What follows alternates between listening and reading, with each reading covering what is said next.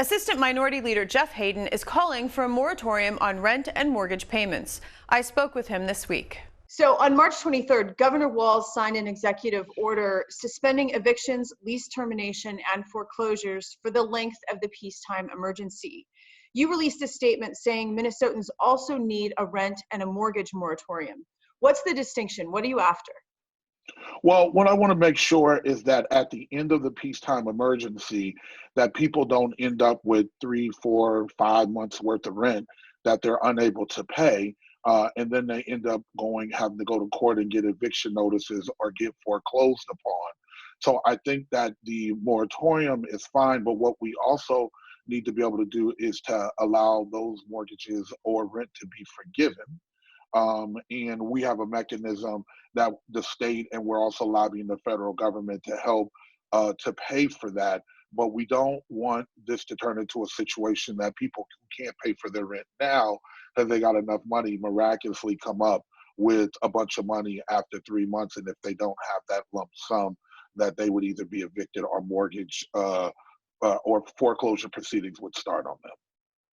So last week, Republican Senators Westrom and Weber said that they have an agreement with the House DFL for emergency housing support, and it would be about $30 million in assistance for those impacted financially by COVID-19.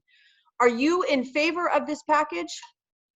Well, I think it has to be a lot more money. I'm not sure if that deal is set in stone yet. In talking in our leadership here in the Democratic and the DFL Minnesota Senate, as well as speaking with the Speaker and the Governor, I know that they're pushing for something a lot more closer to $100 million. And that number is a little fluid based on how long we'll be in the peacetime emergency. But we think we need a lot more money to be able to deliver a rental assistance package that actually works for Minnesotans. So what's your understanding of how this works? There's a yet to be determined amount of money that's available for grants to bring people up to date who, related to COVID-19, have not been paying their rent or their mortgages. Is that kind of the idea?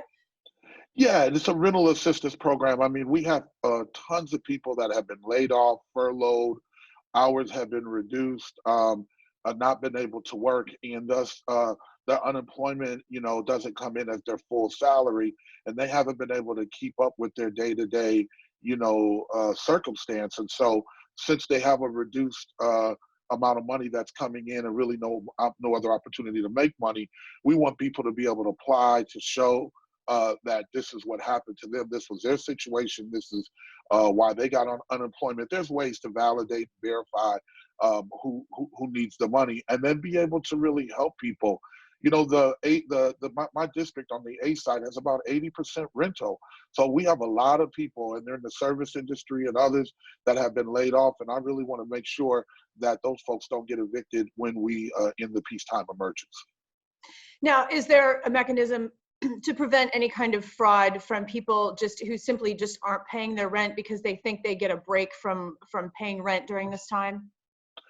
I think so. First of all, I believe in Minnesotans, and I believe that they're honest. I know that there's always a few bad actors out there, but for the most part, we have those kind of regulations, those verifications that can show that people, no matter if it's the UI system or other ways in which they can show that they've been affected by this pandemic, and even if they're a caregiver who has to try to figure out how to stay home to take care of someone who might have the disease. There's a lot of secondary effects of this. So I think that we have a system that won't be overly bureaucratic, that will be open, and that will be able to help assist Minnesota with not only the idea of a rent moratorium, but on foreclosure moratorium, but also have some rental or mortgage assistance so that they can get back on their feet and not become homeless. If we don't do things like this, we're going to have hundreds of thousands of people that potentially could be homeless, and that would be inhumane, and our system wouldn't be able to take care of them.